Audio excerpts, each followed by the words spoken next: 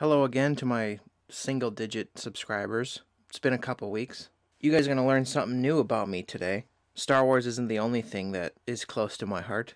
I'm also a fairly large Pokemon fan. I grew up right alongside the franchise because I'm nearly the same age as it. So I've played nearly all of them. I was into the card game for a little while and collecting the cards, but then I kind of stopped that. And to be honest, I don't think I watched any of the anime. But I've played most of the games. It was kind of my first foray into video gaming, was the original Red and Blue games. As kids, I wasn't really allowed to have a home console, but we were allowed to have handhelds, so I got really into Pokemon with my brother. So yeah, I was there from the beginning. I started with Pokemon Blue, I believe, and then Red, and then we both played Yellow, and then I played a little bit of Gold, but I didn't continue Gen 2 all that much. I think the ones that I played the most were Emerald. I didn't technically play Ruby and Sapphire, but Emerald, because it's like an enhanced remake of Ruby and Sapphire, I played that to death on the Game Boy Advance. And then Leaf Green I played. Pearl, played a lot of that in middle school. Didn't actually play Platinum. After Gen 4, I kind of fell off of Pokemon. I thought I outgrew it. But then years later, around the time that Gen 7 was coming out, I decided to go back and catch up. Although the one generation I have not played is 5. I just completely missed Black and White and Black and White 2. So maybe I'll go back and play those eventually. But I jumped back on Pokemon with X and Y and played Y. And then Alpha Sapphire. Skipped Sun and Moon and waited for Ultra Sun and Moon. So I played Ultra Moon. I have yet to touch Let's Go Pikachu and Let's Go Eevee. I'm almost done with Sword, and then we will get to the new ones. So yeah, Pokemon's always been a big part of my life, and it's kind of crazy to think that this year it's celebrating its 25th anniversary. I mean, I remember the 20th anniversary when Pokemon Go came out. It honestly doesn't feel like 5 years ago, but it was. So this was the big direct from Nintendo that, or the standalone Pokemon Direct, and this was a big hit, I think, after the disappointing last Direct. And I'm actually a new Switch owner. I've only had it since I got one at the beginning of this year. And I could not have chose a more perfect time as a Pokemon fan to get a Switch. Because I've only ever... That's really the only main Nintendo franchise I cared about. I've kind of branched out more recently with like Mario and stuff. But in terms of first-party Nintendo, the only reason in the past I've ever bought a Game Boy Advance, Game Boy Advance SP, a DS, 3DS, and now a Switch were always just for the new Pokemon. So on the 26th, they had their Pokemon Direct, and it started off with this really cool retrospective, like showing Pokemon games and just the culture around Pokemon that's evolved over the past quarter of a century. And there's some stuff in here that I forgot about, like the Game Boy printer, the mics that attach to the N64. There's a lot of nostalgia in this video. Ishihara talks about just like the anniversary and talking about how it all began with Red and Blue. But really, we're all here for one thing, and people, the speculation for months and months, actually no, years at this point, is people have been saying, where are Gen 4 remakes? That's all people have wanted. Because if you go back in the history, we usually get a remake like 10 years after, but this one was kind of late. Although I think the exception to that was Fire Red and Leaf Green, which wasn't exactly, it was less than 10 years after Red and Blue. But Heart Gold and Soul Silver came out about 10 years after Gen 2, although Omega Ruby and Alpha Sapphire were more than 10 years after Gen 3. So the presentation started off with more about Pokemon Snap, and I haven't actually played Pokemon Snap, the original one on N64, so this is going to be kind of new to me. It looks really cool, and it's not being developed by Game Freak, it's Bandai Namco, but they look like they're doing a great job. And I remember saying for like over a decade at this point, wondering why they haven't done a new Pokemon Snap, because several of their consoles have been tailor-made for a new Pokemon Snap. Like, I understand why they didn't have one for GameCube or Wii or something, but the Wii U with their tablet, that would have worked for a new Snap. And the DS and 3DS, our 3DS had a gyro and AR tech in it. So the entire lifespan of the 3DS, I wondered, why is there no new Snap? So at long last, after what, over 20 years, they're finally making a new one. And the Switch is the perfect designed console for it. Let me know in the comments what you guys thought of the original Snap, and if you think that I would enjoy the new one, because to be honest, yeah, I never played the original. Another game that I think would work perfectly for the Snap design is, if you guys ever heard of Fatal Frame, the Fatal Frame series. I think it's a series about like paranormal activity, and you're taking pictures of ghosts. And again, any picture taking game would work perfectly with the Switch.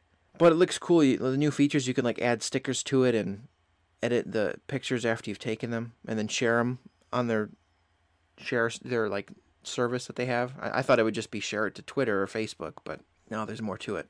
And then he talks about new updates to like some garbage that I don't care about, like the mobile games like Pokemon Cafe Mix and Pokemon Go. I mean, that Pokemon Go I played for about 3 days when it first came out in 2016, and I never really touched it since. But I know that there's people out there that still play it. And then they talked about some updates to Sword and Shield, which I'm still going through right now. But the most exciting part of the game, or the presentation, was obviously the Diamond and Pearl remakes. We all knew it was coming, but just to see it finally happen was pretty exciting. They did this cool thing where it started at current day and it goes back in time further, and it stops at 2007, and everyone knew it was happening then. So my first gut reaction to the Gen 4 remakes, I was kind of taken aback a little bit, because I think, like most people, we expected, well, at least I did, expected essentially Gen 4, but remade in like the Sword and Shield engine, but that's not exactly what we're getting.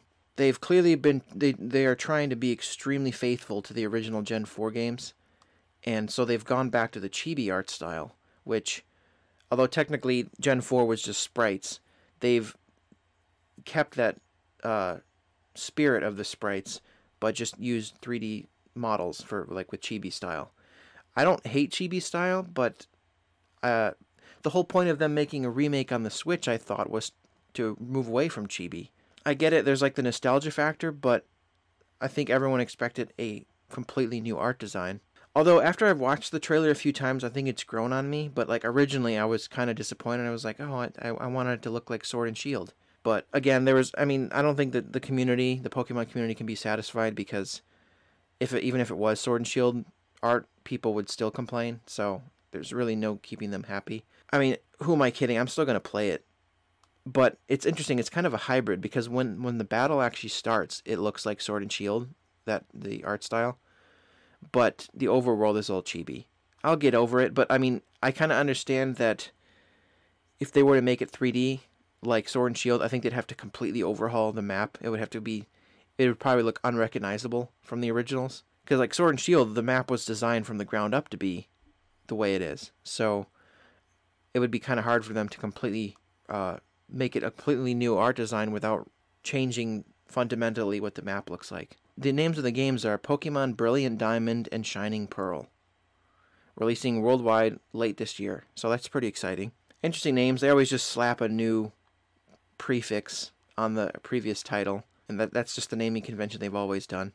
And obviously, I don't think there's going to be a Platinum remake, because usually I think they're just going to do what they did like with Alpha Sapphire and Omega Ruby, which is they had episode, what was it called? Like episode Delta or something. They had content that was like kind of for Emerald that was added later.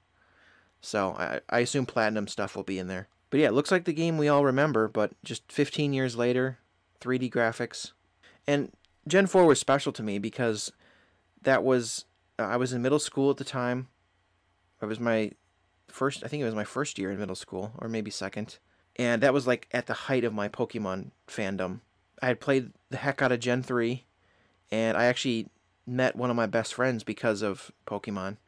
I think I had like a Trico keychain on my backpack, and my friend saw it, asked me about it, and I said, oh, you like Pokemon too? And then we've been friends ever since for 15 years. So Gen 4 has always been extremely nostalgic for me, so to see it come back is pretty exciting. But the big surprise in this Direct was after they showed that, there was a little thing that said, but another story awaits, and people were like, well, what does this mean? What is this? And then they do this cool little teaser where it shows like some ancient-looking Pokeballs, which look like almost steampunk-looking Pokeballs, which is really cool. And so this was the big surprise of this Direct, and I think a lot of us expected the big game to be the Diamond and Pearl remakes, but no, there's another new game, and it looks maybe like the Pokemon game that we've all dreamt of. I don't want to jump the gun or anything, but it looks or if not the game that we've dreamt of, it's another step closer to what we've all wanted for years. See, the problem with Pokemon for a long time has been they've been kind of stuck in a design rut, and who can blame them? Every new generation of Pokemon games sells like hotcakes. Like Sword and Shield, I think their sales numbers are getting up there with Gen 2. So if you're a Game Freak, you figure, well, why change the formula if they're in the same situation that Call of Duty is in, and like Madden and all those annual franchises where they just make ridiculous amounts of money every time. So they figure, well, let's just not, it's not broken, so let's not fix it. But to be honest, the formula is getting stale. If I'm being perfectly honest, like I'm playing Sword and Shield, and I'm like, okay, it's whole new art style, 3D Pokemon, but I mean the 3D art is probably just recycled from the 3DS games, and it feels like a slightly better 3DS game. I'm actually probably going to make a review of Gen 8, like a scripted review at some point.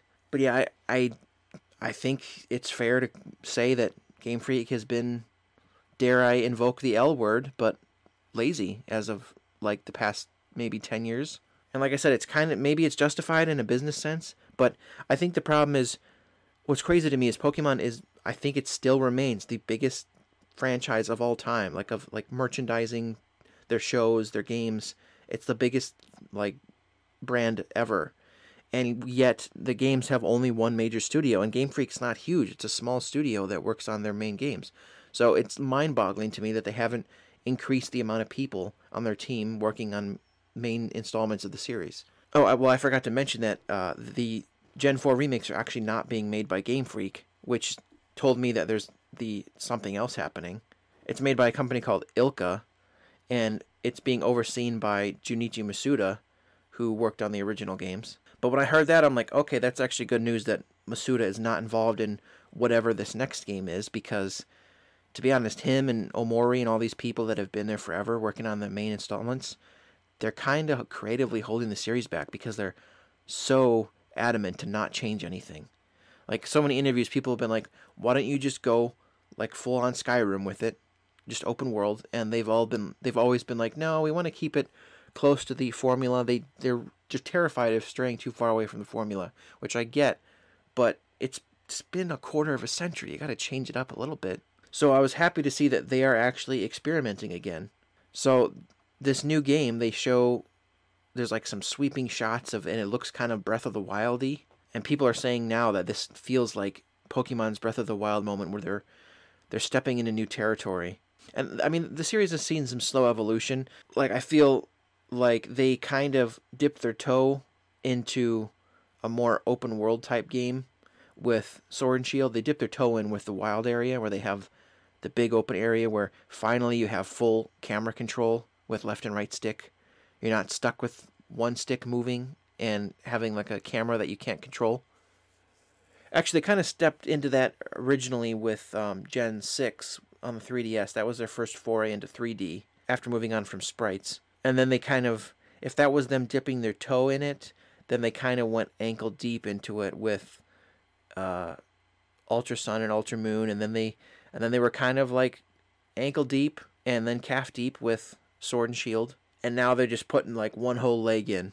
So it's another game, and it's also set in Sinnoh, which is interesting. Sinnoh is getting a lot of love, and they have 3 starters in it, which are all from different generations. They got a Gen 2, a Gen 7, and a Gen 5 starter.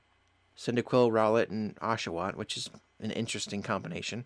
But it's set in the past, the Pokemon's past, and it's straying far from the formula about like fighting gym leaders. It's about creating the first Pokédex at Sinnoh. And the game's still in early development. It's coming out early next year. Maybe it'll get delayed. Probably will. But, I mean, from the gameplay, some of it, to be honest, looks a little janky. The Switch is already being pushed very hard. It's 4 years old at this point. But even at its beginning, it was kind of underpowered. It struggled with Breath of the Wild. So we'll see how much they can squeeze out of it for this. But this looks like the wild area from Sword and Shield, but just the entire game.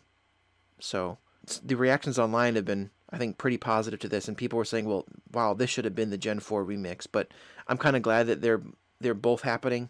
They're playing it safe with the Gen 4 remake, and then this is their new experimental thing, but also in Sinnoh. So it's got some stuff people have been wanting forever, like just stealthily crawling in through the grass and throwing a Pokeball at a Pokemon. And then it looks like more complex animations for battling. It's not just two Pokemon that are really far away from each other doing weird looking attacks. It's them actually going up to each other and hitting each other. So the aesthetic looks great. Like I said, I love the steampunk Pokeball. And then it showed Arceus, like the god Pokemon. So, and the title was revealed to be Pokemon Legends Arceus. And I'm hoping maybe this means this is the start of a new sub-series. Like, you'll continue to have the Gen 9 will still happen. I don't think this is Gen 9. Part of me was hoping that they would just not, like, all their attention would be on Gen 9. And so, because like I said, you can't keep spreading Game Freak this thin. So Ilka's doing the Gen 4 remakes, and then Game Freak is working on this. So I think it's going to be a while until Gen 9, which is fine because there's almost 900 Pokemon at this point. Adding more, there's almost too many at this point, because look what happened with Dexit. When Gen 8 came out, people were furious that there was Pokemon missing. And they're like, well, I mean, there's 800 Pokemon. It's kind of hard to animate. And although I think that's a little bit of a dumb excuse. Like I said, they're the biggest entertainment company in the world. They can get other studios to animate all the Pokemon. It's kind of a lame excuse. Not to mention, I think it was proven on YouTube. There was a guy who proved that they've been using the same exact 3D Pokemon models for the past, like, 3 games. So Sword and Shield didn't even really make new Pokemon models. They're just HD now. So I'm not really listening to that excuse. You guys make ridiculous amounts of money. I just think that they're stretched thin and they're rushed. Nintendo kind of rushes them. They've been, like, I mean, look at this release schedule. They've been making a Pokemon game nearly annually for the last 25 years. There was in the beginning there was between Gen 1 and 2, it looks like only a year. Well, in America, yeah, only a year really, or 2. And then only 2 years later was Gen 3, and then 4 years later was, or that was the biggest gap. But if I'm not counting the remakes and like the third version of the game, there was 4 years between Gen 3 and 4. And then it looks like 4 years between Gen 4 and 5, but then Game Freak themselves also would work on the third version and the remake, so they were just trying to juggle too many things at once. So I think it's good that Ilka, a different company, is working on the remake now. So Game Freak can focus all their attention on the main game. But I mean, look, starting in after 2014, it's been almost annual. Starting in 2016, you had Sun and Moon. Then 2017, Ultra Sun and Moon. 2018, Let's Go. 2019, Sword and Shield. 2020 was the DLC for Sword and Shield. 2021 is Gen 4 remake, and then next year is Legends Arceus. So that's literally no break for what, 7 years, and that's GameStop. That's Game Freak working nonstop in all those games. No.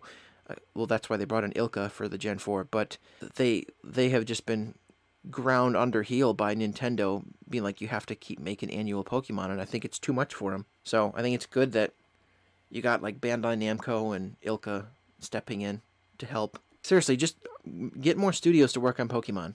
It's a huge franchise. You need the manpower. But anyway, I mean, here's the site for Brilliant Diamond and Shining Pearl.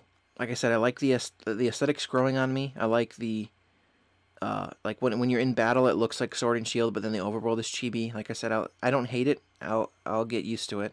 I really enjoy the starters for Gen 4 too, and this will solve the problem where there's a lot of Gen 4 Pokemon missing in Sword and Shield, so this will fill in those gaps. Although unfortunately, they've said that moving forward, they're going to continue doing that thing where they're not having all the Pokemon in each game. And like I said, I think that's just an issue with there being nearly 900, so it's just hard to juggle them all. It's kind of like a snowball where it starts off small, but then as it keeps going, it gets bigger and bigger and bigger, and you have to keep bringing this ever increasing snowball with you from game to game, and it just gets harder and harder to maintain that. And then here's their site for Legends Arceus coming early 2022. It looks really cool. I mean, the trainers look just like they did in Gen 4. And like there's the tall, like I said, it's still in early development, and you can definitely tell because some of that gameplay was rough. Like, the frame rate was horrendous on some of the Pokemon. There was some pop-in. Sword and Shield has some really bad pop-in.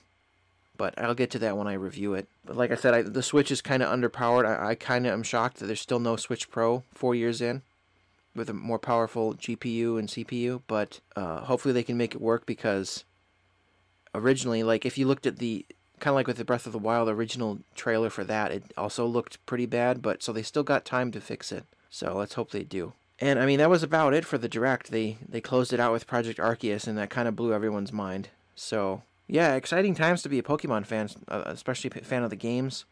And like I said, I got the Switch at the perfect time with these 2 games, or 3 games coming out. I think I'm going to play Snap. Let me know in the comments if I have any Pokemon fans here on the channel, and let me know which of these games you're most excited for. And also, do you like, where do you stand on this debate going on right now? Do you like the chibi art style? Do you hate it? Do you wish they would just stick with the Sword and Shield art style? Because, I mean, it's current year. We've moved on past, like, the sprite design. Or do you like it? Do you think it looks charming? I think it looks like Link's Awakening. Let me know your best Pokemon memories over the past 25 years. So yeah, like I said, I'll eventually have a Gen 8 review. Definitely late on that, but I'm still playing through it. But I will definitely make a scripted Gen 8 review, and I don't know when that'll be coming, but it's coming. But yeah, leave a comment and a like and subscribe if you haven't already. And thank you guys for watching. I'll see you in the next video.